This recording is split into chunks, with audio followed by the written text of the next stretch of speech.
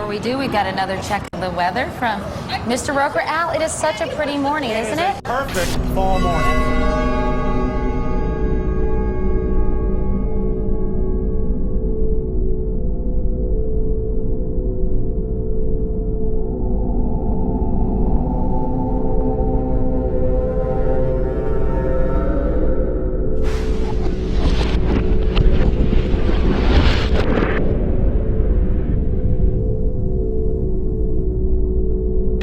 This is an NBC News special report. Here is Tom Brokaw. September 11th, the year 2001, a day unlike any other in the long course of American history, a terrorist act of war against this country.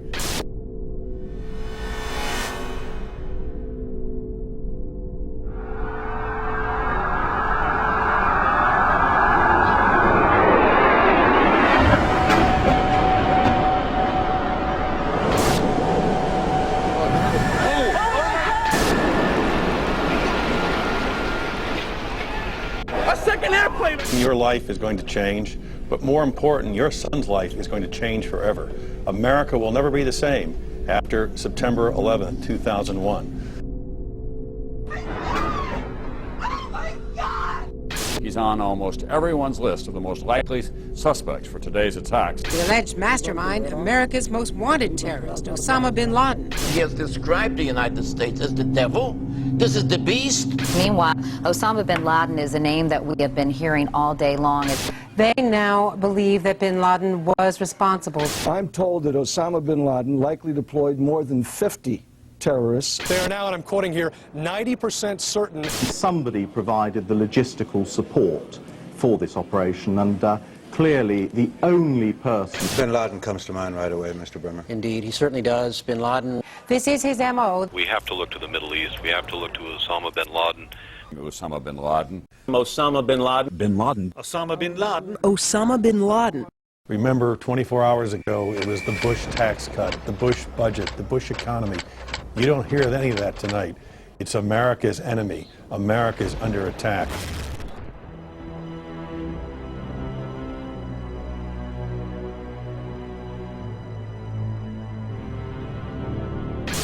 Within hours of the attacks on the Trade Center, there seemed to be one suspect, billionaire terrorist Osama bin Laden, and his band of ragtag extremists Al-Qaeda were to blame. They successfully struck the #1 military power in the world in an unprecedented fashion. America would never be the same. The Patriot Acts, Homeland Security, domestic wiretapping and surveillance, the loss of civil liberties, all in order to fight terror and protect us here at home. Is Osama bin Laden really responsible for the attacks of September 11th? If so, why can't we apprehend him? Did you know the FBI does not list 9/11 as one of bin Laden's crimes? Why not? According to Rex Toome, Chief of Investigative Publicity for the FBI, it is because there is no hard evidence linking bin Laden to the attacks. If that is the case, how could the 9/11 Commission conclude it was the work of 19 radical Muslims from the Middle East, under the direction of Khalid Sheikh Mohammed and Osama bin Laden? Bin Laden has been universally blamed for 9/11, but if one takes a closer look at the available evidence, it points to a much darker power. 7 years later, what evidence has been gathered? Let's begin with the hijackers. Many of them were actually trained within U.S. military bases. On September 15, 2001, Newsweek reported that U.S. military sources have given information that suggests 5 of the alleged hijackers received training at secure U.S. military installations in the 90s. Saeed al-Ghamdi, Ahmed al-Nami, and Ahmed al-Ghamdi listed their address on driver's licenses and car registrations as the Naval Air Station in Pensacola, Florida. Another indication of how the hijackers were tied to U.S. bases was reported on September 12th by Fox in D.C. They stated, congratulatory phone calls were made from a separate aeronautical school in Florida, which suggests inside help for the hijackers. Now, here at Embry-Riddle School in Daytona Beach, investigators say that they did indeed intercept cell phone calls that originated out of here, calls that were congratulatory after yesterday's attacks, calls the feds say were made by terrorist sympathizers here in Daytona as well as in Broward County. The New York Times would report that the Defense Department said that Atta had gone to the International Officer School at Maxwell Air Force Base in Alabama, Abdulaziz Al-Amari to the Aerospace Medical School at Brooks Air Force Base in Texas, and Saeed Al-Ghamdi to the Defense Language Institute at the Presidio in Monterey, California. The Vice Chancellor for Student Affairs at the Defense Language Institute, where Al-Ghamdi trained, went public and said, "Bush knew of the impending attacks on America. He did nothing to warn the American people because he needed this war on terrorism. He was quickly disciplined and threatened with court-martial." Even when neighbors called the CIA on hijacker Walid al-Shiari, nothing was done. Now, you might think that some of the neighbors would be shocked to find out that a suspected terrorist lived right down the street from them, but at least one woman we spoke with was not surprised at all. Diane Albritton was so concerned about what was happening inside the home at 502 Orange Street, she called the CIA. Why was she suspicious? The odd coming and going, the different rental cars, the odd-looking people that came and went. At that time, she says, the agency was not interested. How could it be that the CIA wasn't interested in this woman's story? Other government officials would go public as well. J. Michael Springman, a former head of the Visa Department in Jeddah, Saudi Arabia, would blow the whistle that the United States was taking part in covert programs as far back as 1987 to funnel in and protect Islamic terrorists. Well, it began in Jeddah when I was repeatedly told to issue visas to unqualified applicants. This went on for quite some time during most of my tour there. Under the American immigration laws, you need to demonstrate that you're going to the United States for a specific purpose. And typically, in such a situation, you're going to sign a business deal, or you're going to go as a tourist to see the Grand Canyon, or you're going to the United States as a student to study a particular course of study. And these were people that had no job in one instance. He was a Sudanese who was unemployed in Saudi Arabia and a refugee from the Sudan. But he got a visa for national security purposes after it was taken out of my hands by the chief of the consular section.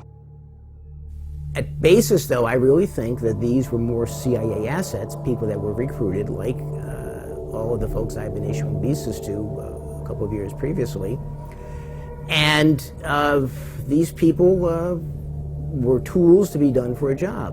Well, the visas issued to the hijackers in Jeddah came about as a result of it being a CIA consulate. It was the 5th largest visa issuing post in the Middle East. It was pretty much a closed system, and they simply brought them through there, and knowing that they would be protected by the agency, that people would get their visas, or if they didn't get the visas, they could be made to be given visas. Once I got back to the United States and was out of the Foreign Service, I ran across a couple of people with ties to the American government that told me another story, that the CIA was recruiting fighters for the Afghan war against the then Soviets, and that their asset, Osama bin Laden, was working with them. In the early 1980s, bin Laden worked with operatives from U.S. intelligence, the Pakistani military, and Arab states. They ran a wide-ranging covert network that recruited and financed Muslim fighters to battle the Soviet army. It is now known that Osama bin Laden was a CIA asset under the codename Tim Osman. Bin Laden would use this handle when he would visit the States. The relationship between bin Laden and the CIA was essentially he was one of their assets, one of the people they could turn to for help if they had questions. If they wanted somebody recruited, if they wanted somebody sent somewhere, if they wanted information, if they wanted something done, they went to bin Laden. Bin Laden isn't wanted by the FBI, and he was on a CIA payroll? Is he the brutal Islamic terrorist we have been led to believe, or a mere frontman? My question was, is it not true that the United States government paid $300 million to the bin Laden family for the construction of the military camps? At that point, then the person who was testifying had no choice but to admit, yes, that the money had gone to the bin Laden family for the construction of those military training facilities in Afghanistan. However, he added that none of that money went to bin Laden himself.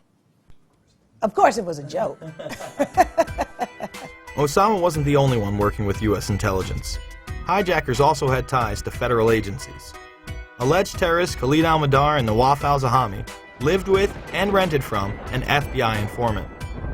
The New York Times stated on October 6, 2002, the Federal Bureau of Investigation had a confidential informer who rented rooms in California to 2 of the September 11th hijackers.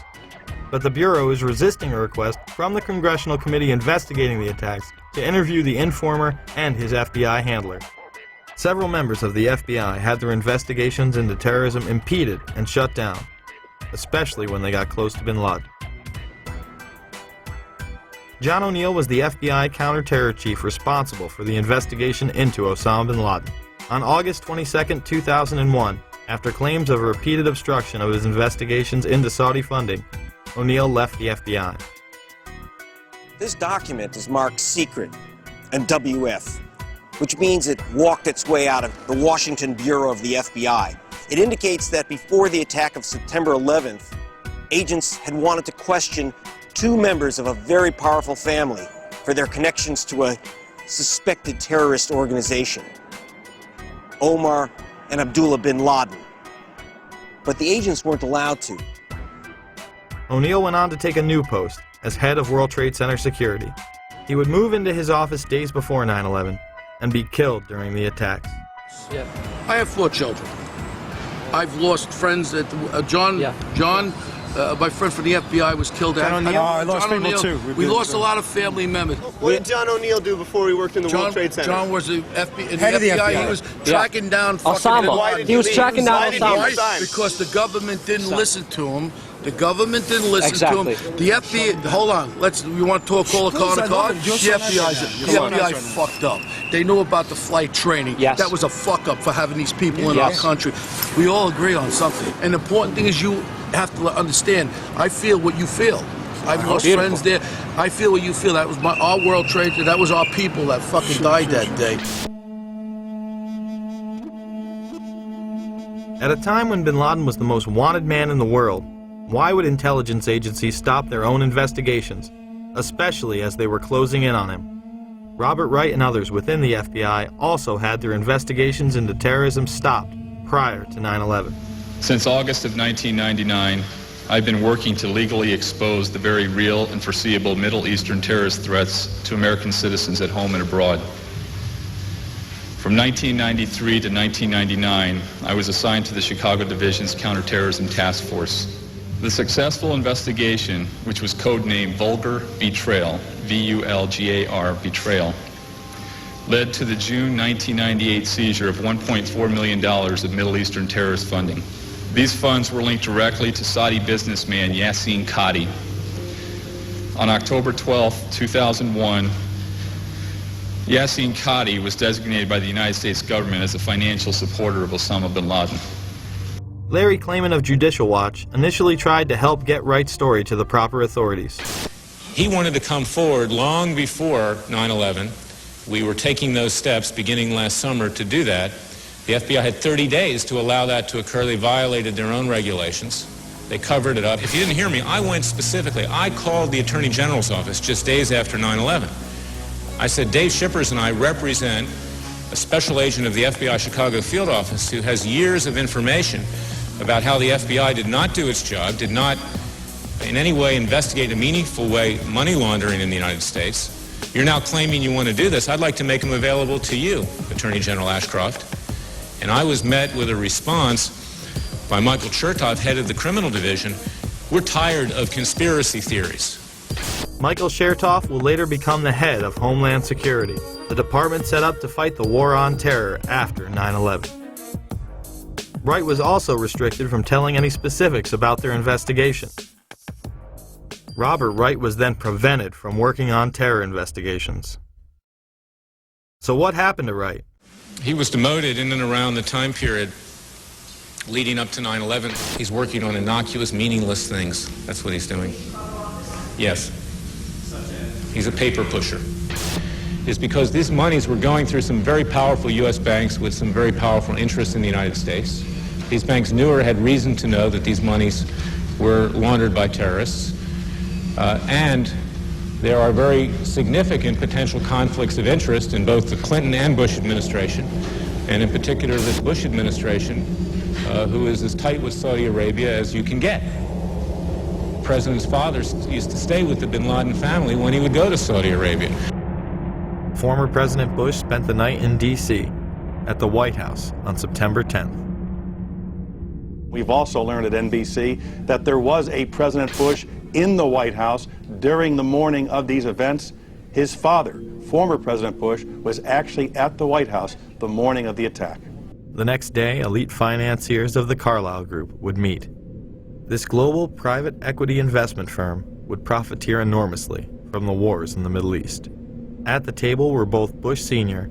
and Osama's brother, Shafiq bin Laden. The Bush and bin Laden families had been members since the 90s and would reap the benefits of terrorism coming to America. After 9/11, the company would become public.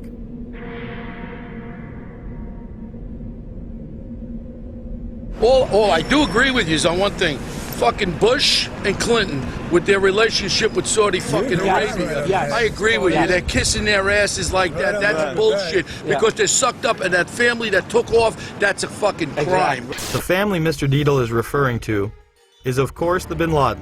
While all domestic flights were grounded, suspects closest to the supposed mastermind behind 9/11 were allowed to leave on chartered flights. Let's show you some video that was taken exclusively by News Channel 2 8 days after 9/11. That man there is Osama bin Laden's younger brother Khalil, who had been here vacationing with other family members there on an estate that they owned in West Orange County.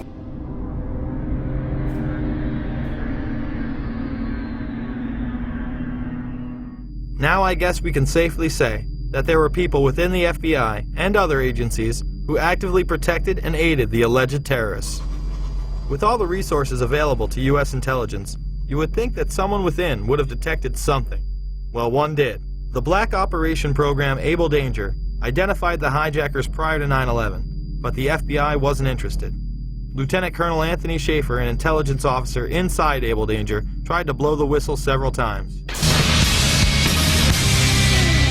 Was the commission that investigated the 9/11 attacks told that lead hijacker Mohammed Atta had been identified and as al-Qaeda operative more than a year before terrorists struck? I'm told confidently by the person who did move the material over that the 9/11 Commission received 2 briefcase-size containers of documents.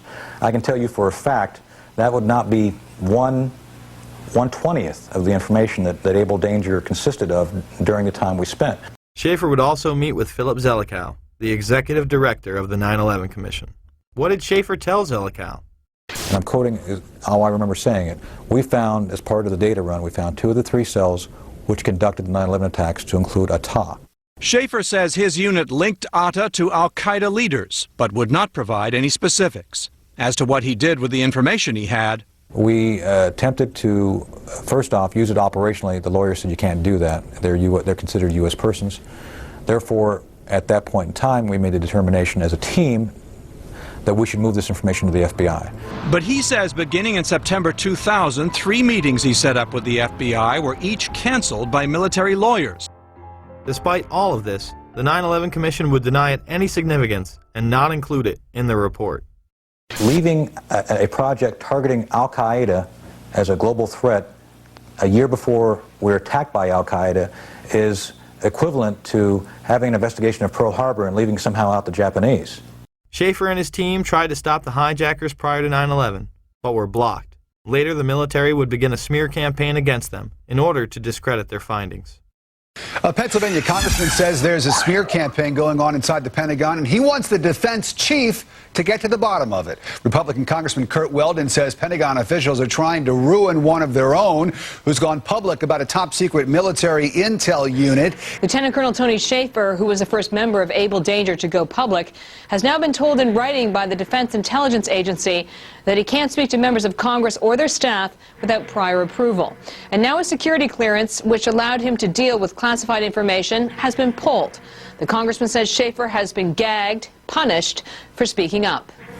It's obvious to me this is a clear attempt to silence this guy, but now even more than to silence him, to ruin him as a person and a military officer. I've talked to all the Able Danger players, and they all agree this is a witch hunt against Tony. It's wrong, it's un-American, it's unacceptable. Pentagon reportedly does not want the public to hear next week's Senate testimony about the former secret intelligence unit known as Able Danger. Two congressional sources have told Fox News that the military's pressuring senators to move the hearings behind closed doors. When the Able Danger hearings were held, Schaefer and others were gagged. Eventually, Schaefer would be able to speak at a whistleblower's hearing. Many of us take seriously our oath of office to support and defend the Constitution against all enemies, foreign and domestic. Let me be upfront here. I am no Boy Scout. I was not hired as an intelligence officer because I hung out at the Christian Science reading room. My job is to get information using tried and true intelligence methodologies. According to my legal counsel, until I disclosed the Able Danger information, I was a rock star. It was my work as a chief of DIA's Special Mission Task Force back in 1998 that I became involved with Able Danger. My officers and I were working at the cutting edge of technology and DoD black operations. Most of all of my operations and operational records remain classified. With all this evidence, why did the 9/11 Commission and Pentagon suppress valuable information about the hijackers' activities leading up to the attacks?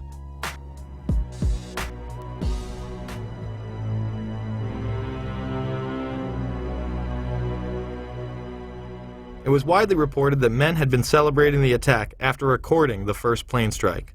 They were not Al-Qaeda, but they were detained. I grabbed my binoculars and I could see the towers from my window. And this is where I'm looking. And all of a sudden, down there, I see this van park. And I see three guys on top of the van. And I could see that they were like happy. You know, they didn't look shocked to me. You know, they didn't look shocked. There was a group of Israelis, some of whom later were revealed as Mossad assets, who were arrested after cheering and high-fiving and videotaping the crash of the airplanes into the World Trade Towers. Several other men were detained after a van full of explosives was stopped outside of Manhattan. Earlier we had heard that an FBI spokesperson said that there was a report on the George Washington Bridge, which is another facility which you folks are responsible for policing, a report that there had been a van stopped there that had explosives. Asked this week about another sprawling investigation and the detention of 60 Israelis since September 11th, the Bush administration treated the questions like hot potatoes. I would just refer you to the Department of Justice with it. I'm not familiar with the report. I'm aware that some Israeli citizens have been detained. With respect to why they are being detained and the other aspects of your question, whether it's because they are in intelligence services or what they were doing, I will defer to the Department of Justice and the FBI to answer that. On March 6, 2002, a draft report from the DEA said it may well be an organized intelligence gathering activity. Despite all of this, all the Israelis were let go without any espionage charges being filed. Fox News anchors Britt Hume and Carl Cameron would do a 4-part investigation into these allegations in December of 2001 and yield stunning results. It has been more than 16 years since a civilian working for the Navy was charged with passing secrets to Israel. Jonathan Pollard pled guilty to conspiracy to commit espionage and is serving a life sentence. At first, Israeli leaders claimed Pollard was part of a rogue operation, but later took responsibility for his work. Now, Fox News has learned some U.S. investigators believe that there are Israelis again very much engaged in spying in and on the U.S. Since September 11th, more than 60 Israelis have been arrested or detained, either under the new Patriot anti-terrorism law or for immigration violations. A handful of active Israeli military were among those detained, according to investigators, who say some of the detainees also failed polygraph questions when asked about alleged surveillance activities against and in the United States. Investigators suspect that the Israelis may have gathered intelligence about the attacks in advance and not shared it. A highly placed investigator said there are, quote, tie-ins, but when asked for details, he flatly refused to describe them, saying, quote, Evidence linking these Israelis to 911 is classified. I cannot tell you about evidence that has been gathered. It's classified information. Now, when the FBI investigated, it quickly unraveled to be the largest foreign spy ring ever uncovered inside the United States, the largest. Even the Soviet Union had not been spying on the United States as much as Israel has been doing. So the FBI started to round up these spies. They started to arrest them very quietly, and they were about halfway through this process of rounding up this spy ring when 9/11 happened. Numerous classified documents obtained by Fox News indicate that even prior to September 11th, as many as 140 other Israelis had been detained or arrested in a secretive and sprawling investigation into suspected espionage by Israelis in the United States. Investigators from numerous government agencies are part of a working group that's been compiling evidence since the mid-90s. These documents detail hundreds of incidents in cities and towns across the country that investigators say, quote, may well be an organized intelligence gathering activity. The first part of the investigation focuses on Israelis who say they are art students from the University of Jerusalem and Bezalel Academy. Documents say they, quote, targeted and penetrated military bases, the DEA, FBI, and dozens of other government facilities, and even secret offices and unlisted private homes of law enforcement and intelligence personnel. The majority of those questioned, quote, stated they served in military intelligence, electronic surveillance intercept, and/or explosive ordnance units. Why would Israelis spy in and on the U.S.? A General Accounting Office investigation referred to Israel as Country A and said, quote, according to a U.S. intelligence agency, the government of Country A conducts the most aggressive espionage operation against the U.S. of any U.S. ally. The document concludes, quote, Israel possesses the resources and technical capability to achieve its collection objectives. What about this question of advanced knowledge of what was going to happen on 9/11? How clear are investigators that some Israeli agents may have known something? Well, it's very explosive information, obviously, and there's a great deal of evidence that they say they have collected, none of it necessarily conclusive. It's more when they put it all together. A bigger question, they say, is how could they not have known? Almost a direct quote, Brett. It is now apparent that this intelligence ring was inside the U.S., had prior knowledge of 9/11, and had a classified role in 9/11, which officials refused to discuss. It was also able to penetrate U.S. intelligence agencies and secret offices, yet all were released. The men who were detained due to the report they were taping the first plane crash and then celebrating and joking about it actually went on television and admitted it was their job to record the attack.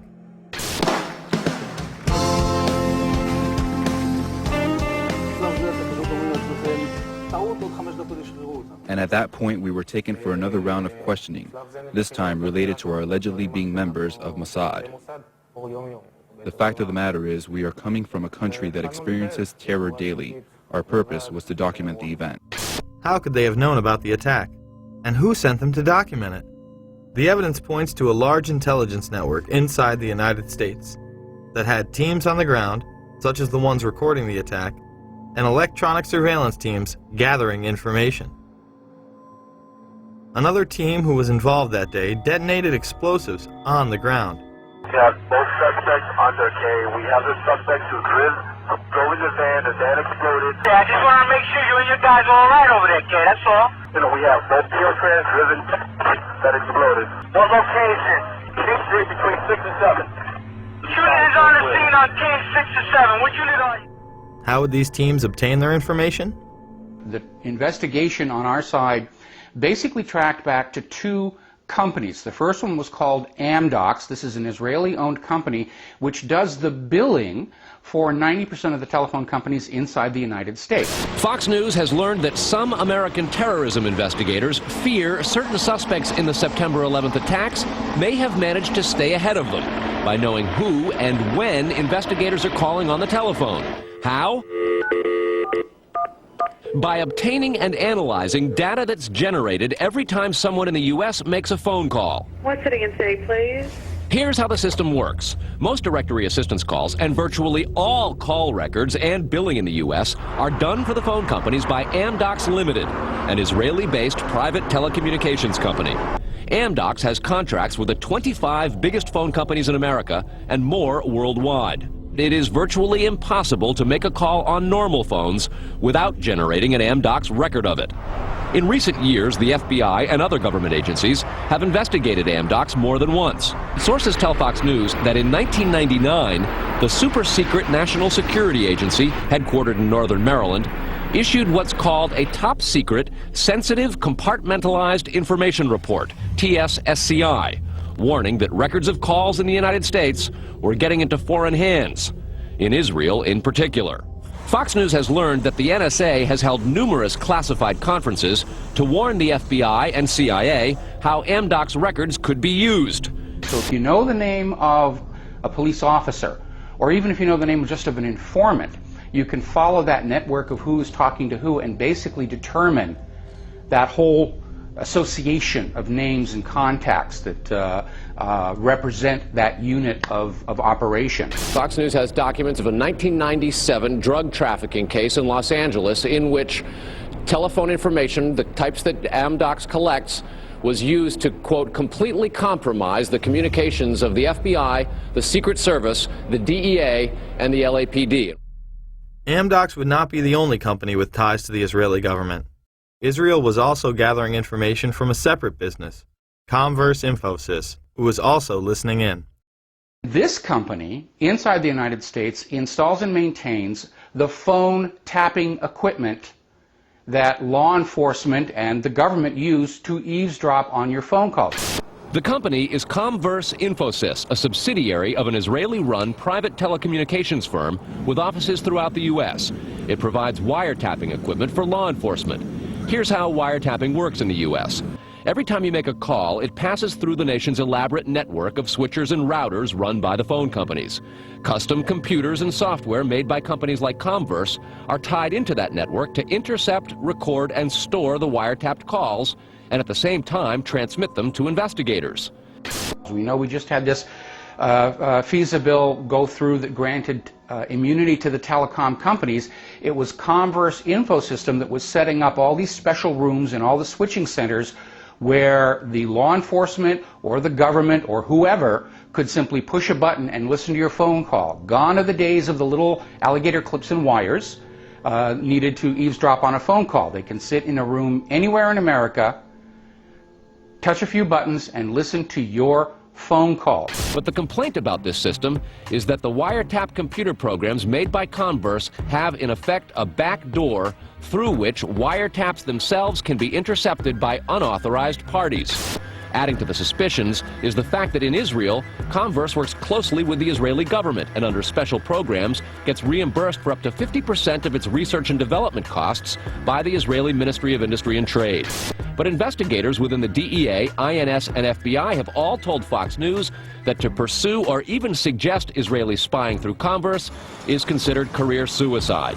And sources say that while various FBI inquiries into Comverse have been conducted over the years, they've been halted before the actual equipment has ever been thoroughly tested for leaks. More to the point, agents within the U.S. government have been told point blank that to even suggest Israeli spying or an Israel link to 9/11 is career suicide. It's been described as the third rail of American politics. If you touch it, you die. You never get to come back again. It's all over. It's the black pit where you can never go.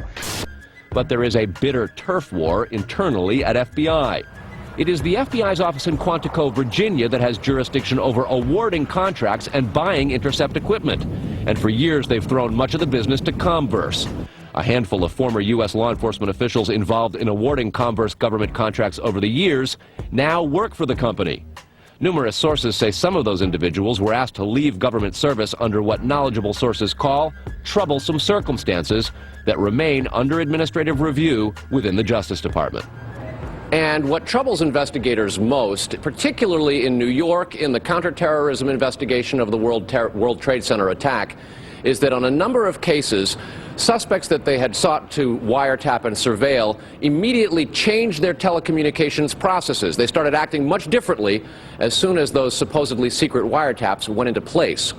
Somehow, suspected terrorists who were being surveilled by these very Israelis were able to change their behavior to elude the FBI. Israel's former Prime Minister, Benjamin Netanyahu, would boldly state that we are benefiting from one thing, and that is the attack on the Twin Towers and Pentagon.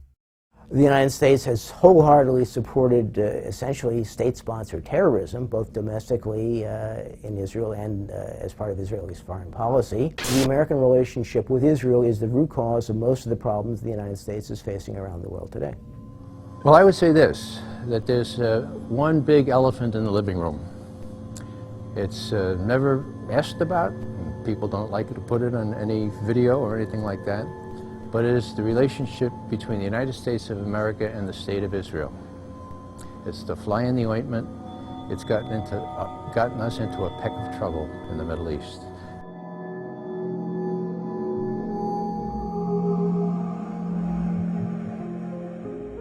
Confirmation of these allegations against Israel would finally come in January of 2008, when the Times Online would tell FBI whistleblower Sibel Edmonds' story. This Turkish translator for the FBI found an international spy ring that included Israel, Turkey, and Pakistan working with household names within the United States. She was gagged and to this day has been unable to tell her entire account.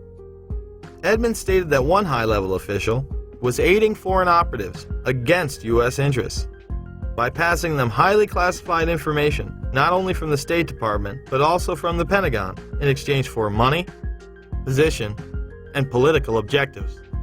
The article stated that the Turks and Israelis had planted moles in military and academic institutions which handled nuclear technology.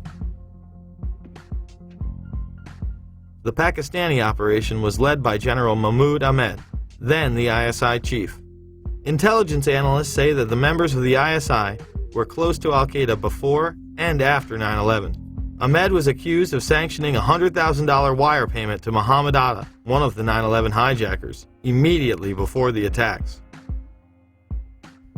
Oddly enough, General Ahmed would be in Washington, D.C., meeting with George Tenet, the current director of the CIA, and others, in the weeks before the attacks. In fact, on the morning of 9/11 itself, he would be having breakfast with Senator Bob Graham and Porter Goss. These two men would co-chair the initial congressional investigation, and Goss would later become the head of the CIA. I was trying to make the point that Ahmed didn't hide the fact, when we met with him in Pakistan and when he was in Washington, that he was close to the Taliban, that was his job, to be close to the Taliban. Graham would go on PBS and have this to say. I was surprised at the evidence that there were foreign governments involved in facilitating the activities of at least some of the terrorists in the United States. I am stunned that we have not done a better job of pursuing that to determine if other terrorists received similar support, and even more important, if the infrastructure of a foreign government assisting terrorists still exists. Most of that information is classified, I think overly classified. I believe the American people should know the extent of the challenge that we face in terms of foreign government involvement. In that report, 27 pages would be completely redacted. And do you think that will ever become public? Which countries are talking about? It'll become public at some point when it's turned over to the archives, but that's 20 or 30 years from now. We need to have this information now. Are you suggesting that you are convinced that there was a state sponsor behind 9/11? I think there is very compelling evidence that at least some of the terrorists were assisted, not just in financing, although that was part of it, by a sovereign foreign government. The day after the attacks, it was apparent that some people within the government were aware of the Pakistani funding of Al-Qaeda. Secretary Powell, one country you didn't mention was Pakistan, and I understand that your deputy has spoken with the ambassador to Pakistan. Deputy Secretary Armitage did meet with Pakistani officials today. It would be useful to point out to the Pakistani leadership at every level how helpful they might be if we find a basis to act upon that information. Senator Joe Biden, who had also met with the head of the Pakistani ISI, would have harsh words on the Senate floor. And the word should go out to those who pretend that they wish to be our friends, that they're going to have to make some very difficult choices. Pakistan in particular is going to have to make a very difficult choice very soon. Words will not be sufficient. Actions will be demanded.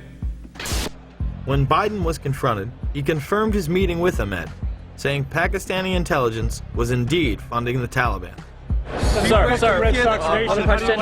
In the days following 9/11, you met with the head of Pakistani ISI, General Muhammad Ahmed. It has since come to light that he ordered Saeed Sheikh to wire $100,000 to Muhammad Atta. Why was he allowed to go back to Pakistan, and why wasn't he questioned, and why were you meeting with him?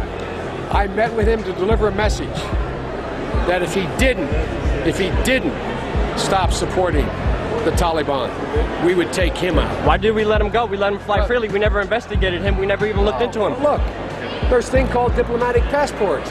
We did not arrest Khrushchev when he came. But he financed the hijackers, and you let him go, and he's free. He hijacked the hijackers. No one knew he financed the hijackers. It's wired. It's recorded. He would later state that the information was indeed classified. How did you know the ISI was helping the Taliban, sir? How did you know they're helping them? It is classified? Pakistan was set up as the silent funding arm of the hijackers. They were used as a launching base for the occupation of Afghanistan. To review, we have just learned that many of the hijackers had ties to U.S. military installations, the FBI, and the CIA. That both Israel and Pakistan have classified roles in 9/11 to this day, and the man who co-chaired the initial investigation into 9/11 stated this information would be classified for at least 20 to 30 years. Virtually none of this information was in the 9/11 Commission report. Instead, you are expected to believe that Osama bin Laden carried out the attacks alone. Yet 2 wars and 7 years later, he's still on the loose. The bipartisan commission was full of insiders who whitewashed the events of that day to the point it was comical. 5 years after the horrors of 9/11, there's a new way to look at those unforgettable images. Through color, caricature, and captions, comic book veterans Ernie Colon and Sid Jacobson have brought to life the 9/11 Commission Report. It took a year and a half to distill 600 pages down to less than 150. When you hear about the idea of the 9/11 Commission Report as essentially a comic book, your first reaction is, what are you, crazy? It's accurate. I mean, the graphic version is accurate. That's what happened. Thomas Keane was the co-chair of the commission with Lee Hamilton. They would write a book together called Without Precedent. In it, he would claim that NORAD and the Pentagon did not tell the truth, and that indictments were considered. If the report itself wasn't accurate, how could the comic book be? Thomas Keane is now traveling the country in order to instruct teachers on how to teach 9/11 to their young, impressionable minds. The 9/11 Commission was such a cover-up that Max Cleland, an appointed member, went off on Wolf Blitzer. A deal announced yesterday between the White House and the commission investigating the September 11th attacks is proving to be rather controversial. Under the agreement, only certain members of the commission will be allowed to review classified documents from the White House, and their notes will be subject to administration review. Today, some relatives of people who were killed in the attacks criticized the agreement, and our next guest, who's a member of the commission, claimed the deal is disgusting. Former Georgia Senator Max Cleland, a Democrat, joins me here. Well, you've used the word deal 3 times. I don't think the 9/11 Commission ought to be making deals with our own government under the responsibility we have from the Congress and our responsibility to the American people to get all the facts, and let all the commissioners look at those facts. Now, we've had to subpoena the FAA for those documents. We've had to subpoena NORAD for those documents. I'm in favor of subpoenaing the White House for the documents we need, so that all the commissioners can get to see all the documents that we need. That's the only way we can face the American people and the families and say we have done a thorough investigation independently of the White House and the entire executive branch. The President has said only a minority of the commission can see a minority of the documents, and then they have to clear what they're going to say to the rest of the commission with the White House. If you're one of those 4 that gets to see these documents, would that change your opinion? No. They don't want any more eyeballs to see their documents than they can possibly get away with.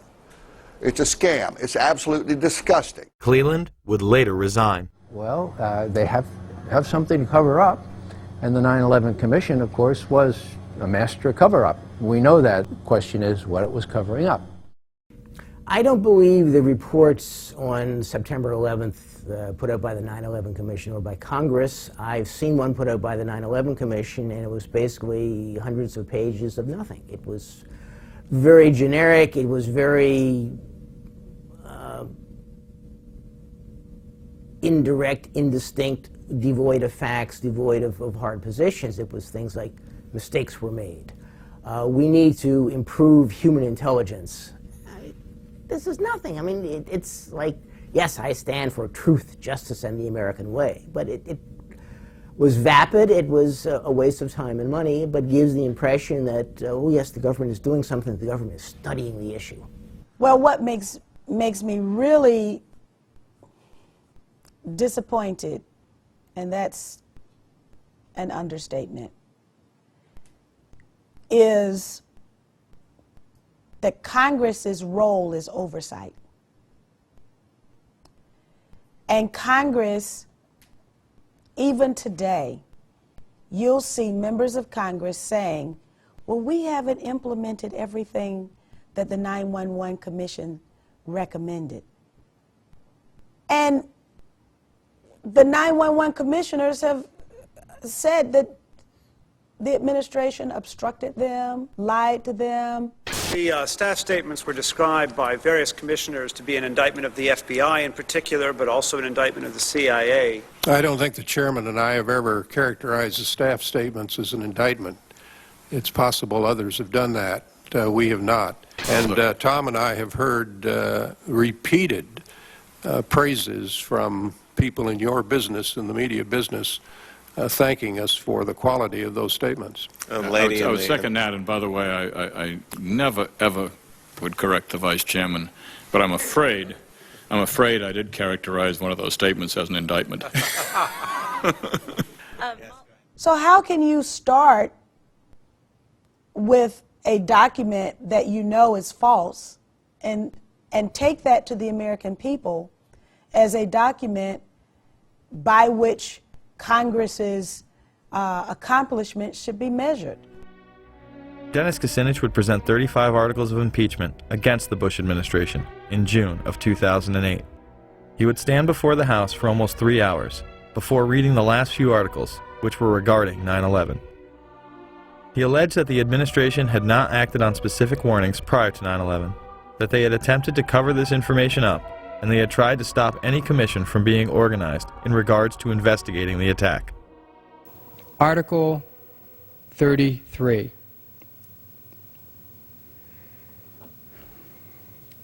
Repeatedly ignored and failed to respond to high-level intelligence warnings of planned terrorist attacks in the United States prior to 9/11. In his conduct while President of the United States, George W. Bush, in violation of his constitutional oath to faithfully execute the office of President of the United States, and to the best of his ability, preserve, protect, and defend the Constitution of the United States, and in violation of his constitutional duty under Article 2, Section 3 of the Constitution, to take care that the laws be faithfully executed, has both personally and acting through his agents and subordinates, together with the Vice President, failed in his constitutional duties to take proper steps to protect the nation prior to September 11th, 2001. So the congressional report was redacted, and the 9/11 Commission is a cover-up. Yet our supposed leaders continue to propagate fear of the boogeyman and his disciples. I do believe that Al-Qaeda has now made it part of their global effort to destroy everything we stand for and we believe in. I'm running for President of the United States because I believe the greatest challenge of the 21st century is that of radical Islamic extremism. I believe it's there. I believe it's all over the world. I believe it's a fight, a struggle between good and evil, everything we value and believe in versus everything that is evil that wants to destroy everything America stands for and leads. And I believe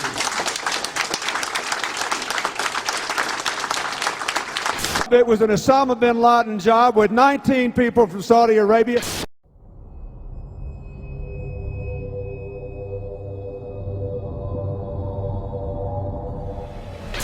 Even bin Laden himself warned us 3 weeks earlier.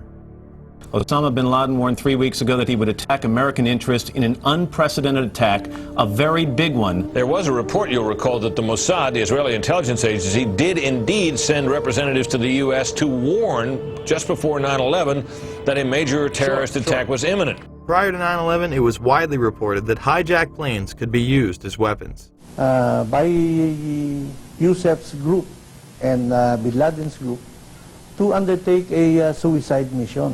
Murad narrated to us about a plan by the Ramsey cell in the continental U.S.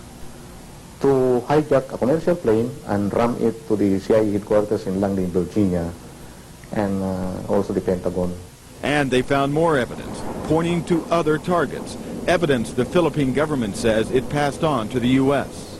The targets they listed were CIA headquarters, Pentagon, Transamerica, Sears, and the World Trade Center.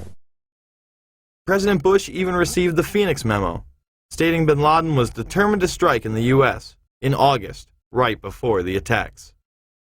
The president was aware that bin Laden, of course, as previous administrations has been well known, that bin Laden was determined to strike the United States.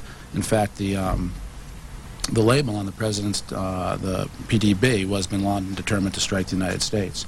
On August 6, 2001, President Bush was presented a President's Daily Brief article titled, "Bin Laden Determined to Strike in U.S."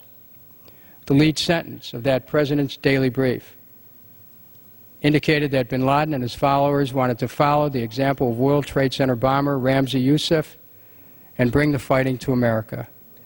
The article cited a more sensational threat, reporting that bin Laden wanted to hijack a U.S. aircraft. The President's Daily Brief item included information from the FBI indicating patterns of suspicious activity in this country,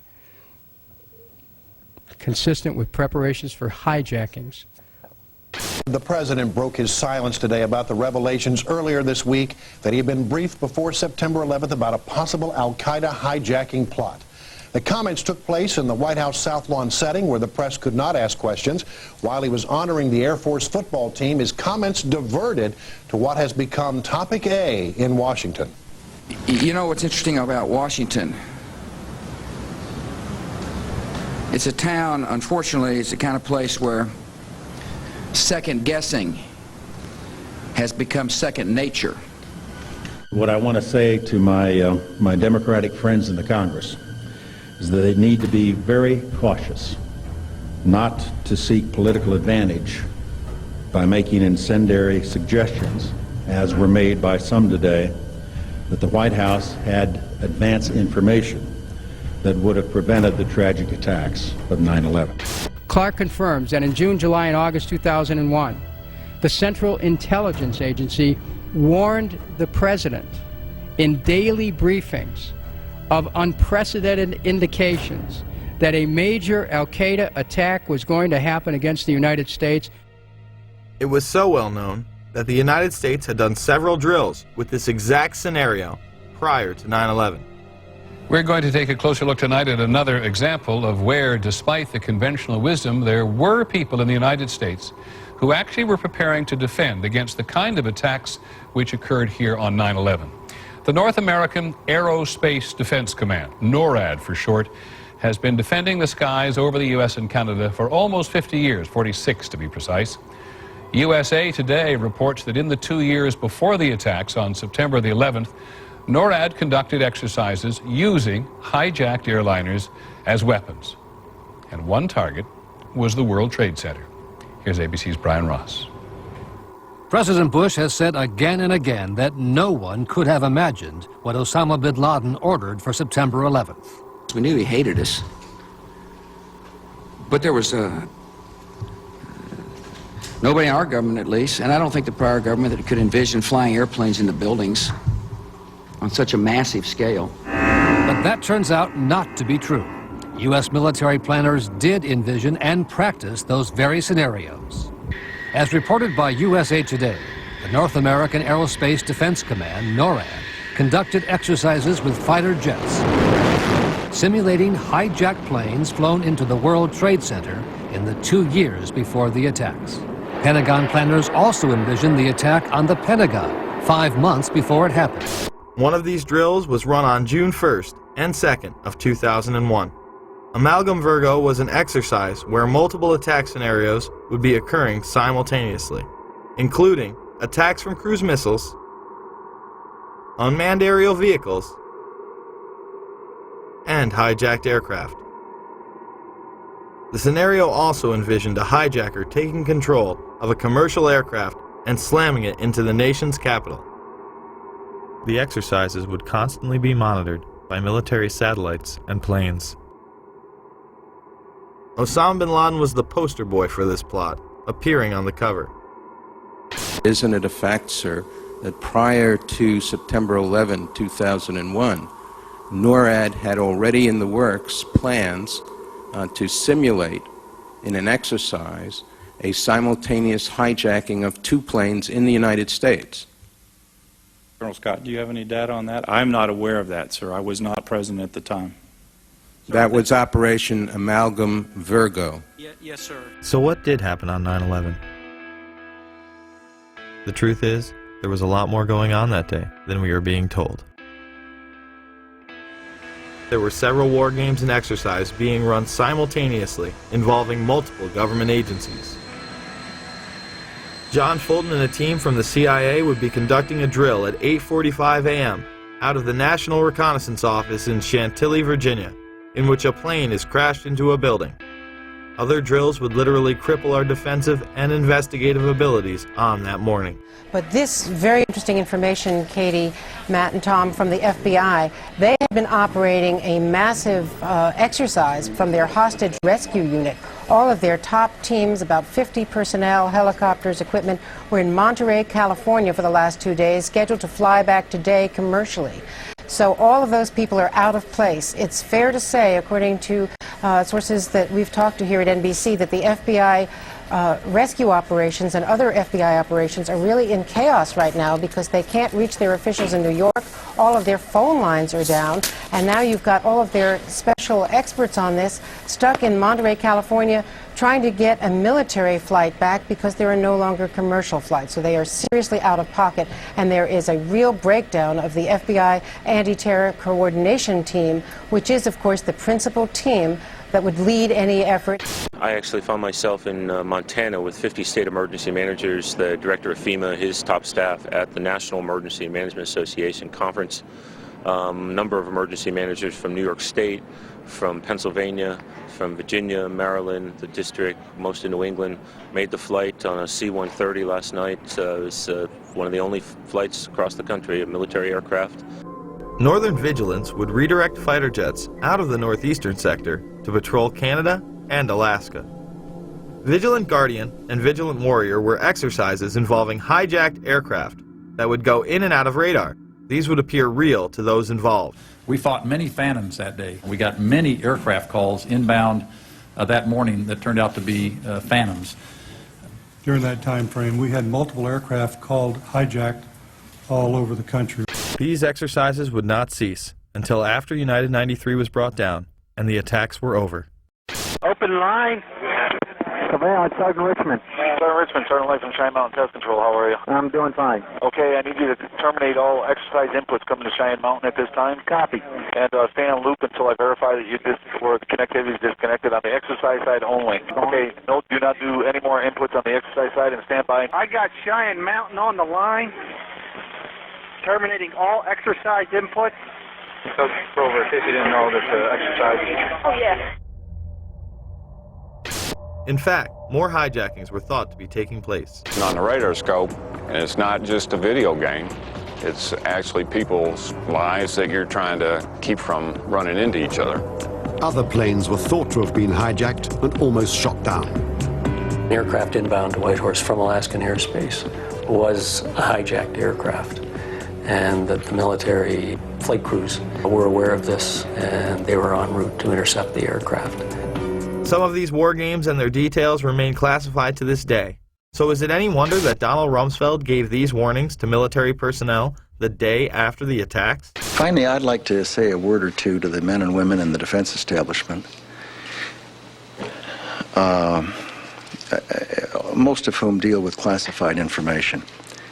When people deal with intelligence information and make it available to people who are not cleared for that classified information, the effect is to reduce the chances that the United States government has to track down and deal with the people who have perpetrated the attacks on the United States and killed so many Americans. Later in the day, weapons are found planted on several other planes. A U.S. official says of the hijackings, these look like inside jobs. Sources tell Time that U.S. officials are investigating whether the hijackers had accomplices deep inside the airport's secure areas. And then there's the story of Flight 23. As bad as things were on Tuesday, there is a possibility that they could have been even worse. There was some kind of an altercation involving 3 men described by a Port Authority of New York and New Jersey police source as Middle Eastern in appearance. They attracted the suspicions of the gate staff boarding that flight. They had already gotten on the plane. They're asked to leave the aircraft. They refuse to get off. The airline, following its normal procedures, according to this police source, calls the police, which immediately dispatch an emergency service team. So now you have a squad of heavily armed officers that are coming toward the airplane. And when they get there, the men have vanished. The gate staff can't find them. It matches with the type of flights, the transcontinental flights that were hijacked in the other 4 instances. Another disturbing fact, if indeed there was an altercation and these men felt they had a case to make and were being treated unfairly, you can't imagine they would have disappeared from the airport. They would have stayed around and pled their case with the police. It is extraordinarily unusual to have an airline, after it has boarded passengers, be so suspicious that it's going to ask these customers to get off the airplane. We got a phone call from a law enforcement officer who was on vacation, was in the United Airlines terminal at the time. As soon as he approached, they walked out of the terminal, and he looked over. He described them as Middle Eastern in both appearance and dress. Not sure what that means, but that was his description. He said when they left the terminal through the glass doors, he saw them meet a 3rd man, and they then left. Inside the bags, officials found Al-Qaeda instruction sheets, but false identification prevented investigators from ever locating the bag's true owners. Coincidentally, the hijackers' identification would be found the exact same way. There have also been reports of luggage that did not make the plane connection that appears to be tied to one of the alleged perpetrators, and this is being reported by the Boston Globe, and contained within the luggage were supposed to be Arabic language flight training manuals as well as videotapes pertaining to operating an aircraft. Then we have that mysterious suitcase with all of the hijackers' names and all of this incriminating evidence that is supposedly taken by one of the hijackers to the airport. Why, if they are planning on a suicide attack, would they even bother to pack a suitcase? Or if they're just packing a suitcase to look like they're checking luggage, just throw clothes in there. Why put a Koran? Why put flight manuals? Why put all this incriminating information if it's supposedly going to get burned up? And then magically, amazingly enough, this one suitcase doesn't make it onto the connecting flight to New York. And it's just there in baggage handling, waiting to be discovered and found. If the passengers on Flight 23 used false identification, why wouldn't the other hijackers? Based on my personal belief and based on the events of that morning, the decision to halt airplanes, in all likelihood, probably precluded other attacks. Atta and 3 others would do dry runs of the attacks before 9/11. Actor James Woods and others on the plane even filed separate reports to the FAA. Again, nothing was done. I was on a flight, without going into the details of what made me suspicious of these four men, although it would have been blatantly obvious to the most casual observer, I took it upon myself to go to the flight attendant and ask to speak to the pilot of the plane. The first officer came out. I reported to him that I felt that the four men, and I said, can you look over my shoulder and see who I'm talking about? And he said, yeah. I said, I think they're going to hijack this plane. I mean, everything they're doing, and I explained to him these details, which I've been asked to keep private until whatever jurisdiction, whatever trials may take place. Their behavior was such that I felt they were going to hijack the plane. I found out later that not only did he make a report, but the flight attendant also made a report of my suspicions to the FAA. My friend Scott said to me, remember that flight you took in August? I said, yeah, I've been thinking about it all day. He said, well, maybe you should call the FBI. And I said, I'm sure they're being inundated, but I thought it over and I called the local office. 6:45 the next morning, I get a phone call that actually wakes me up, and he said, we want to talk to you about the flight that you took in August. I said, oh, did the manifest match of any of the flights yesterday and my flight? He said, well, we can't tell you that. I said, well, look, I'll get ready and I'll come down to the federal building. He said, we're outside your house. We'll just wait for you. Wow, 7:15. So this is 6:45 in the morning. I said, and this is the only funny part of any of this, I said, how did you know where I lived? And there was a pause. He said, we're the FBI. We're the FBI, thank you.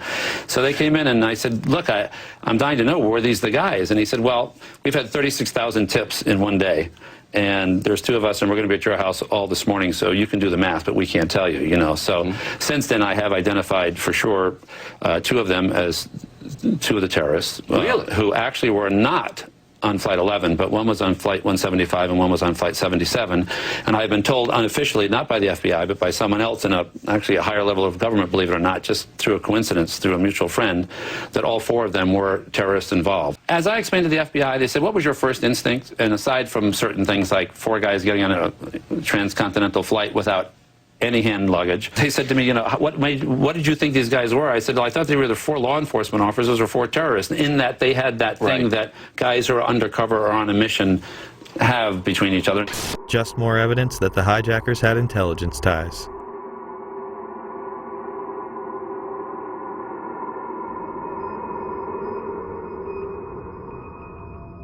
There were almost certainly other targets. Maryland's governor, on the morning of 9/11, stated that his police department had received threats prior to the attacks, not only against the targets that had been hit, but others. That came in today? Pardon? You mentioned threats on Maryland facilities. Are these threats that came in today? Yes. The head of our state police, Dave Mitchell, received a list of 11 sites across the country that were targets. Supposedly this list had been distributed prior to the explosions. Several of those sites were ones that were under attack. Another target on that morning was Air Force One. Although it is never discussed, the perpetrators of the attack somehow got top-secret codes that morning. Brian, what is the credible evidence that Air Force One could have been a target? These planes were some distance from Air Force One, after all. The excuse was that, quote, we do not discuss, we do not discuss intelligence information. Air Force One has been said to be a target in the past during President Clinton's trip to Bosnia during his first term, where they stopped in Aviano and switched out into 3 transport planes. Similarly, they were escorted by fighter jets, as they have in the past, while it is not routine. The White House insisting that the evidence was, and thus the zigzag flight path from Florida to Louisiana. The Air Force is insisting that the evidence is provable and credible that the aircraft and the White House were targets. Ari Fleischer, the White House press secretary, would be pressed on this issue. Florida. If you have a threat to Air Force One, it seems as though you're raising an additional threat that perhaps we don't know about. I'm sorry? Raising an additional threat? Involving one of those planes, four planes, Ari, is that where the credible threat, or can you say, are we talking about something totally different? You're asking me, in essence, what the source of information is. And I think the American people... How have we accounted for those 4 planes and what their targets were? Is there, which by deduction, you would assume there is something else that we're talking about targeting Air Force One. There we was- can make that assumption? I'm not going to lead you any further as to speculating about what was the nature of the threat to Air Force One. But as I indicated, and I'll say it again, it was real, it was credible. Planes that we have accounted for. I'm just not going to speculate about the nature of it. On September 20th, 2001, WorldNet Daily would report much more regarding the threat. The terrorist message threatening Air Force One was transmitted in that day's top-secret White House code words. As the clock ticked away, the Secret Service reached a frightening conclusion. The terrorists had obtained the White House code and a whole set of top-secret signals. This made it possible for a hostile force to pinpoint the exact position of Air Force One, its destination, and its classified procedures. In fact, the hijackers were picking up and deciphering the presidential plane's incoming and outgoing transmissions. In the week after the attacks in New York and Washington, more hair-raising facts emerged. The terrorists had also obtained the code groups of the National Security Agency and were able to penetrate the NSA's state-of-the-art electronic surveillance system. They seemed to have at their disposal an electronic capability that was more sophisticated than the NSA. They also believe that the terrorists are in possession of all or part of the codes used by the Drug Enforcement Agency, the National Reconnaissance Office, Air Force Intelligence, Army Intelligence, Naval Intelligence, Marine Corps Intelligence, and the intelligence offices of the State Department and Department of Energy. Since no single individual has access to every top-level code at any given time, a single mole would not answer the case. It would have to be a large, widely spread number. U.S. experts do not believe bin Laden was capable of infiltrating double agents into the heart of the U.S. administration on a large scale.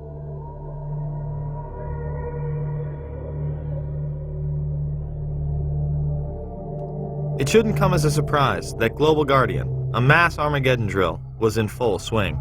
The drill would pose all sorts of threats, and even mobilize command centers known as doomsday planes that housed top military personnel.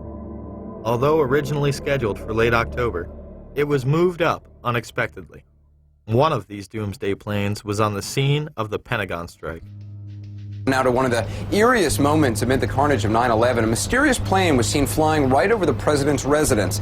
Even some CNN staffers saw it. To this day, it has never been officially explained. Tonight, Chief National Correspondent John King has new details about this great 9/11 mystery. Today, 6 years after 9/11, the mystery endures about just what happened in the skies over the White House that terrible day. A plane flew right over it, but why and what was it? It appeared overhead just before 10 a.m., a four-engine jet banking slowly in the nation's most off-limits airspace. About 10 minutes ago, there was a white jet circling overhead. Now, you generally don't see planes in the area over the White House. That is restricted airspace. Two government sources familiar with the incident tell CNN it was a military aircraft and say the details are classified. This comparison of the CNN video and an official Air Force photo suggests the mystery plane is among the military's most sensitive aircraft, an Air Force E-4B. Note the flag on the tail, the stripe around the fuselage, and the telltale bubble just behind the 747 cockpit area. The E-4B is a state-of-the-art flying command post, built and equipped for one reason: to keep the government running no matter what, even in the event of a nuclear war. The reason it was nicknamed the Doomsday Plane during the Cold War. They exercise this type of thing all of the time, and they simply don't talk about it. So it doesn't surprise me that they are very closed-mouthed about it. Ask the Pentagon, and it insists this is not a military aircraft, and there is no mention of it in the official report of the 9/11 Commission. But 6 years later, the Pentagon, the Secret Service, and the FAA all say they, at least for public consumption, have no explanation of the giant plane over the president's house, just as the smoke began to rise across the river at the Pentagon. There is also footage of another white mystery plane in the restricted airspace over New York City before the second attack. And as the second plane strikes the World Trade Center.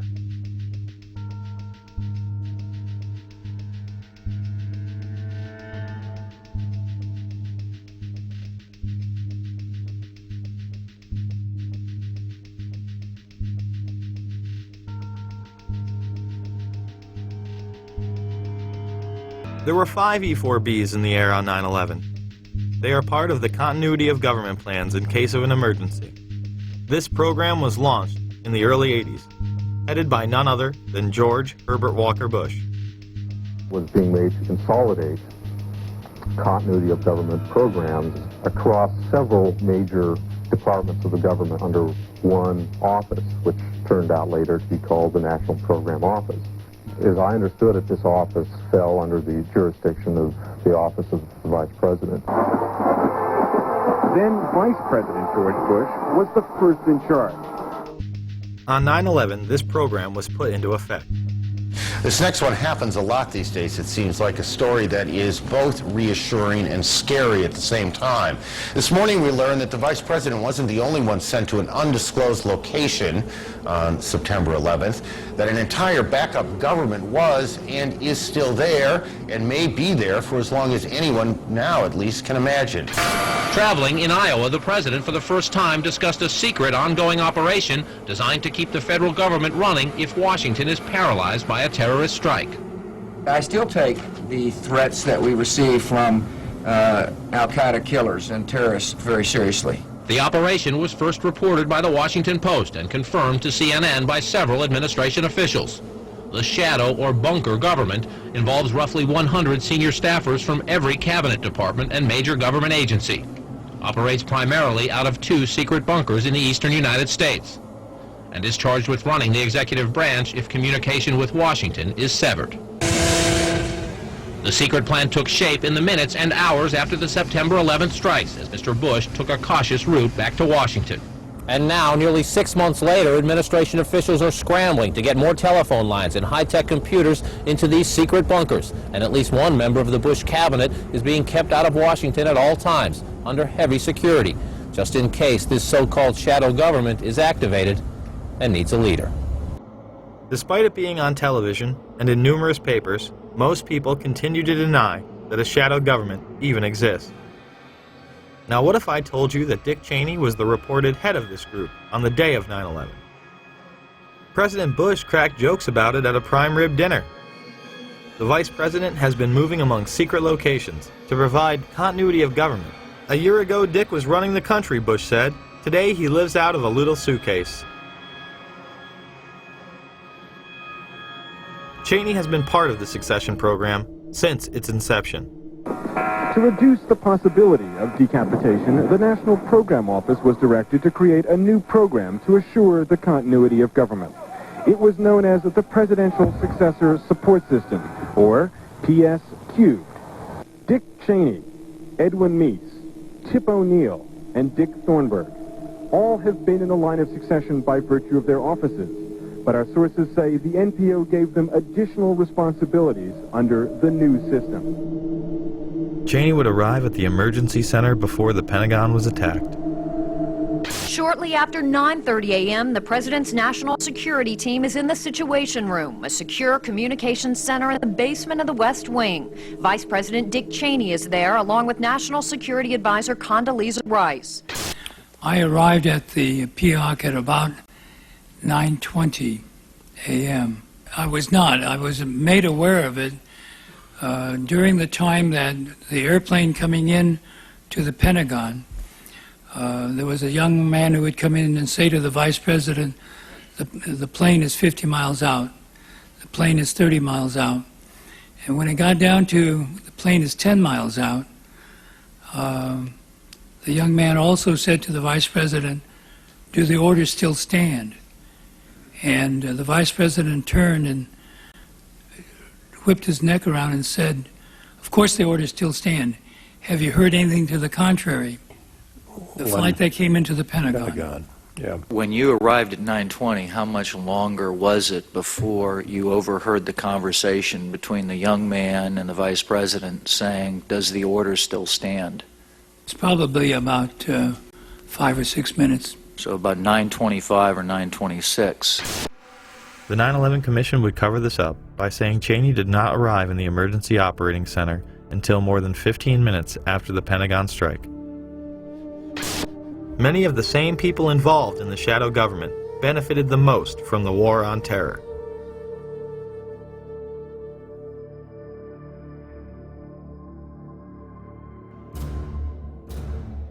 A key hub for intelligence was the Salomon Brothers building, also known as World Trade Center 7. This was a massive 47-story skyscraper that would have dominated most city skylines. At 5:20 in the afternoon, it would collapse into its own footprint. It also happened to be New York City's #1 spook house and operational center. It housed the Department of Defense, the Internal Revenue Services, the Security and Exchange Commission, the largest Secret Service office in the world, the largest CIA office outside of Virginia, and New York's Office of Emergency Management, or OEM. Beyond the haunting presence of those still missing in the rubble, Ground Zero is filled with guns, drugs, and secrets. Number 7 World Trade Center was also the New York office of the Central Intelligence Agency. The CIA ordered the building surrounded by FBI agents shortly after it collapsed. Since then, they have been searching for computers and a safe filled with classified documents. Government agents watch the construction workers through binoculars as they search. The OEM was where local government would rally in the case of an emergency, such as a terrorist attack or natural disaster. The command center on the 23rd floor is bulletproof and bomb-resistant, with its own air supply and generators. It's linked to city airports, the Coast Guard, and the Pentagon. Computers will soon have detailed blueprints of every major building in New York City. Surprisingly, it would be deserted when city officials Barry Jennings and Michael Hess arrived. When the Office of Emergency Management did an activation, they always included our locale. I received a call shortly after the first plane hit. I got there, I had to be inside on the 23rd floor when the second plane hit. Upon arriving into the OEM EOC, we noticed that everybody was gone. I saw coffee that was on the desk. Still, the smoke was still coming off the coffee. I saw half-eaten sandwiches. And only me, Mr. Hess, was up there. After I called several individuals, one individual told me that to leave and leave right away. Both would go on network television on 9/11 and make the claim they experienced explosions inside the building as they tried to evacuate. I'll give you a live picture down Church Street. Fire crews now walking back toward the scene. We have seen them all morning trying to walk away, because what happens is every time a little piece of the building comes down, a huge black cloud comes at us, making it almost impossible to breathe or see anything in front of them. But now, at least for the past couple of minutes, it has been clear from this space back on Chambers in that area. So now they're walking back toward the World Trade Center. And as we keep letting you hear the personal stories, the survivor stories of exactly what happened inside the World Trade Center when that first plane went in, and of course the collapses since then, we're going to bring more of those to you now. Barry Jennings, you were on the 8th floor. You work for the City Housing Department. Explain to me the moment of impact. Well, me and Mr. Hess, the Corporation Counsel, were on the 23rd floor. I told him we got to get out of here. We started walking down the stairs. We made it to the 8th floor. Big explosion. Blew us back into the 8th floor. And I turned to Hess. I said, this is it. We're dead. We're not going to make it out of here. I took a fire extinguisher and I bust the window out. That's when this gentleman here heard my cries for help. This gentleman right here, and he kept saying, stand by, somebody's coming to get you. They couldn't get to us for an hour because they couldn't find us. You thought that was it? I thought we're dead. I thought that was it.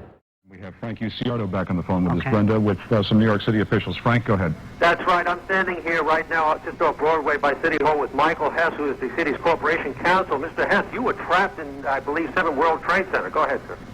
Yes, I was. I was up in the Emergency Management Center on the 23rd floor, and when all the power went out in the building, another gentleman and I walked down to the 8th floor where there was an explosion, and we've been trapped on the 8th floor with smoke, thick smoke all around us for about an hour and a half. But the New York Fire Department, as terrific as they are, just came and got us out.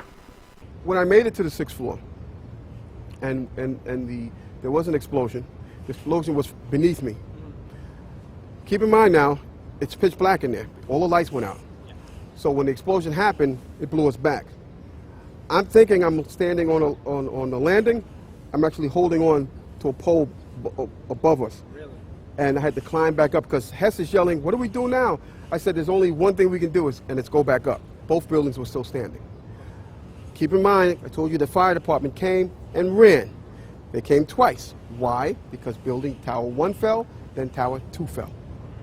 And then when they came back with all concern now, like, to get me the hell out of there. I was trapped in there for several hours.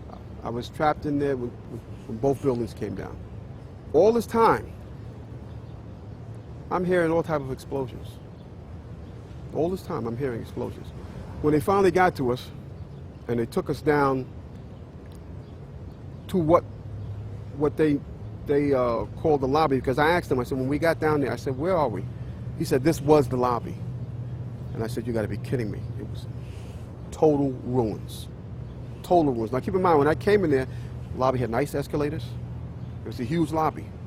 And for me to see what I saw, it was unbelievable. And the firefighter that took us down kept saying, "Do not look down." And I kept saying, "Why?" He said, "Do not look down." And we were stepping over people. And you know you can feel when you're stepping over people. This building would fall into its own footprint at 5:20 in the afternoon at nearly free-fall speed.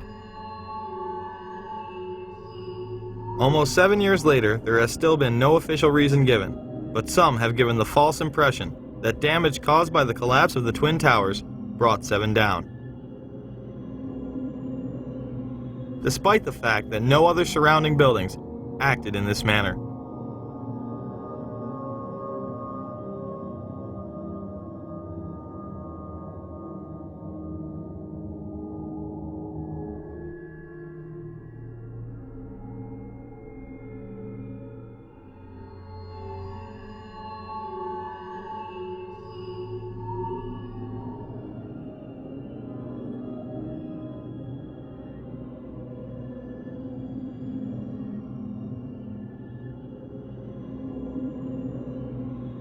Dr. S. Shyam Sunder would make the claim, on behalf of the National Institute of Standards and Technology, that on about a third of the face, to the center and to the bottom, approximately 10 stories, about 25% of the depth of the building, was scooped out. Here is the south face of World Trade Center 7. Does it look like 1/4 of the building is gone?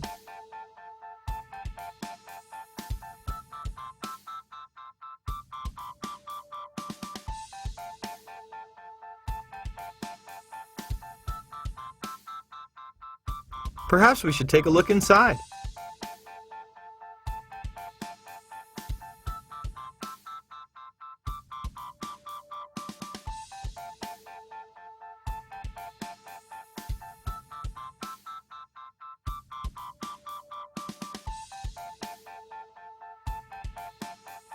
It appears it is not scooped out after all.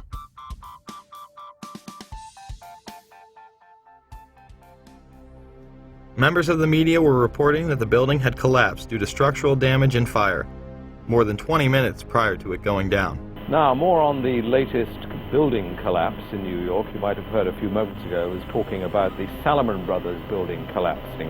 And indeed it has. Apparently that's only a few hundred yards away from where the World Trade Center towers were. And it seems that this was not a result of a new attack. It was because the building had been weakened during this morning's attacks. We'll probably find out more now about that from our correspondent, Jane Stanley. Jane, what more can you tell us about the Salomon Brothers building and its collapse? The building can clearly be seen in the background as Jane Stanley reports its demise. Jane, I think many of us, when we heard the news, perhaps on the radio earlier today, were... The feed would be cut before the building collapsed. And just couldn't comprehend it. I mean, it almost sounded too far-fetched. I was wondering what it felt like for you being in Manhattan. Well, unfortunately, I think we've lost the line with Jane Stanley. They called me down. I think it was part of the 9/11 Commission. They asked me the same questions that you guys are asking me. And at that point, they said, "Okay, thank you." And they sent me on my way. And yeah, you told them pretty much everything you just told us. Yes. That you were in the building, got rocked by an explosion. Yes. All that. Yes. And you know that they didn't mention Building 7 once in the commission report. I told them that's where I was. It was very, to tell you, it was very scary because they looked like very important people. Yeah. That were questioning me about certain things. And I don't know if they like the answers I gave. I could care less. I gave my account of it, the truth, and that was it. That day I'll never forget. And the explanations that were given to me is totally unacceptable. Totally unacceptable. I'm just confused about one thing, and one thing only. Why World Trade Center 7 went down in the first place. I'm very confused about that. I know what I heard. I heard explosions. The explanation I got was it was the fuel oil tank. I'm an old boiler guy. If it was a fuel oil tank, it would have been one side of the building.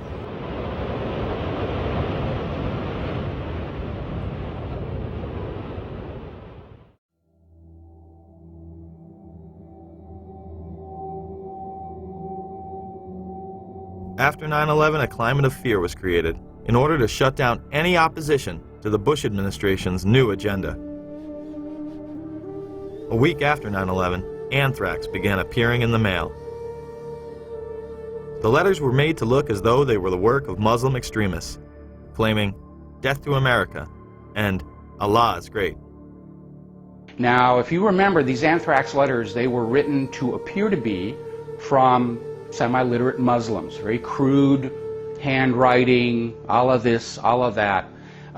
They really do look more like movie prop letters than real letters. The targets were government buildings, media outlets such as CBS, NBC, the New York Post, and politicians such as Senator Daschle and Leahy, two members of the opposition party. When the FBI tested the anthrax, it was highly refined and weaponized.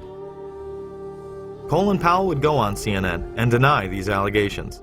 No, I think we've had a lot of stories over the past 4 or 5 days. First it was weaponized anthrax, then it was highly refined, and then when it was analyzed, it was discovered it was none of the above. The anthrax used in the attacks was identical to that of the Ames strain, which led the investigation to Fort Detrick.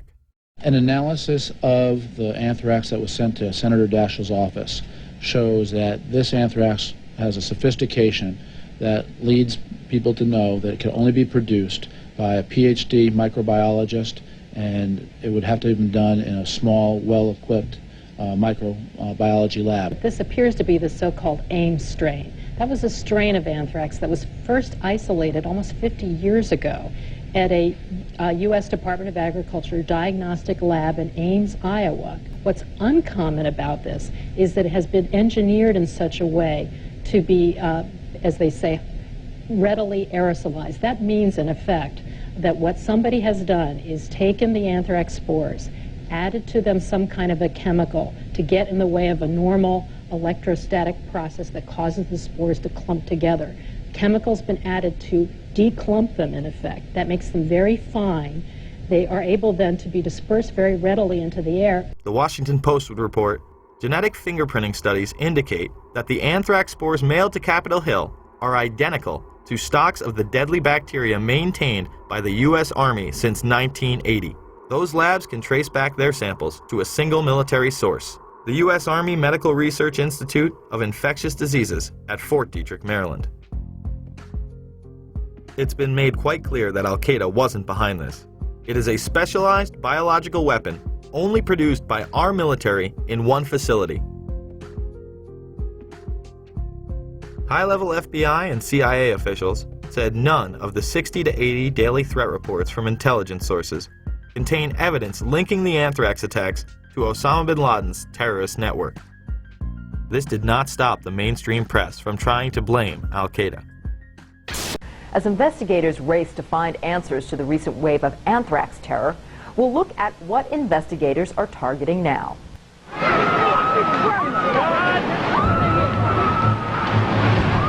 Since September 11th, Americans have been put on alert. This is so terrible. Investigators are trying to ward off more attacks by dissecting the terrorist plan for September 11th, looking for patterns, methods, associates that could reveal what else terrorists had in mind. It was not something smuggled in from Iraq. It was not something smuggled in from any Middle Eastern country. It was U.S. government ultrafine granulated weaponized anthrax spores. There was another story that the media absolutely would not touch, the story of Dr. Philip Zach. And it goes back to the U.S. government lab where the anthrax was stored. It was reported that official U.S. government documents in the anthrax investigation showed that Dr. Zach had entered the laboratory where the anthrax used in the letters was kept without proper authorization after having lost his job. Somehow the Bush administration would have the foresight to be on Cipro 6 weeks prior to the attacks. How convenient. An attack traced back to U.S. government facilities, and the president and his staff happen to be taking the antidote before it's even in the mail. Judicial Watch would file suit against the administration for its actions. Well, this is another good example of how certain people consider themselves to be above the rest of us.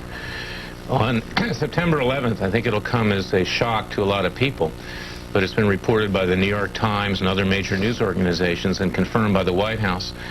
The President's office and Vice President's office went on Cipro, the antibiotic that was used to combat anthrax.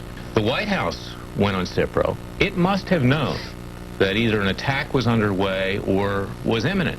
It shows you that some people in this country are less than equal and are not treated like the political elites.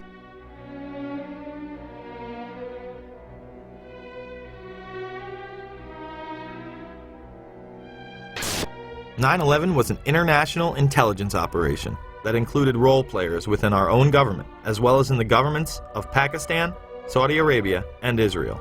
Each played a compartmentalized role in order to create a climate of fear and confusion.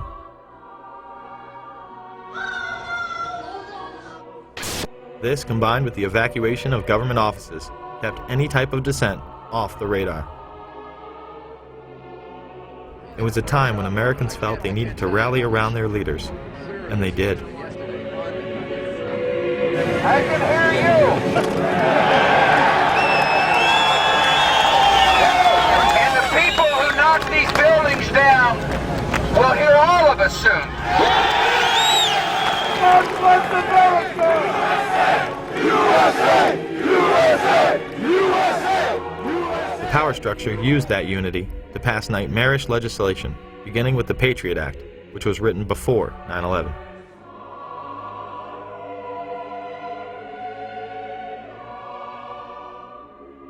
Homeland Security was in place prior to 9/11 as well. Another piece of this, which is something that has been well known to you all, is that the creation of the Office of Homeland Security was something that was planned even before September 11th. The Bush administration had even written up the plans to invade Afghanistan the week before 9/11. And as a result of a process that involved the CIA, the Department of Defense, the Department of State, the National Security Council, a national security presidential directive was developed and prepared throughout 2001 that was approved by what's called the Principals Committee, which is essentially cabinet-level officers involved in national security, on September 4th, 2001. That document was then finalized on September 10th. I think it was focused on al-Qaeda from the various earlier days. We fight a fabled enemy, the likes of which that can never be defeated.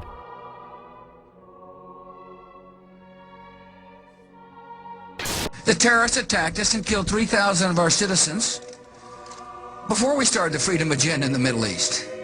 They were... What did Iraq have to do with what? The attack on the World Trade Center. Nothing. While an international intelligence cartel wages psychological warfare against we the people on behalf of the global elite. And remember, this is a government that over the years has proven that it can be trusted with these powers. You'd hope, as you mentioned before, that people don't complain about these extra inconveniences because they are simply being put into effect to protect all of us. They masquerade as our saviors, while the media glorifies and indemnifies them. Either you are with us, or you are with the terrorists.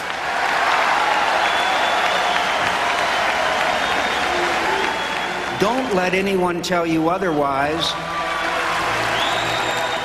Certainly not a disingenuous filmmaker who would have us believe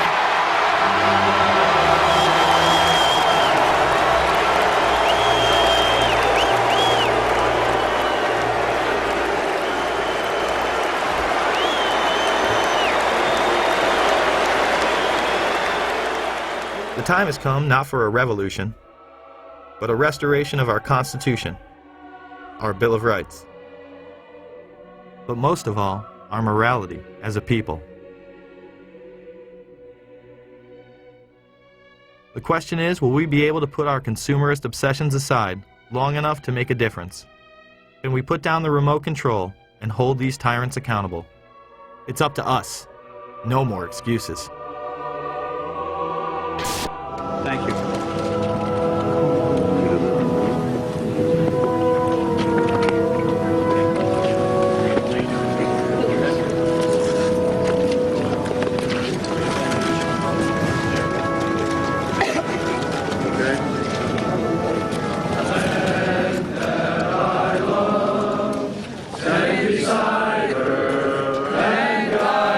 This is wild. Through the night with the light from above, from the mountains, to the prairies, to the ocean. Down. Can't be throwing no pictures. Okay, it's NBC News. Don't you understand? It's NBC News. I don't care who it is.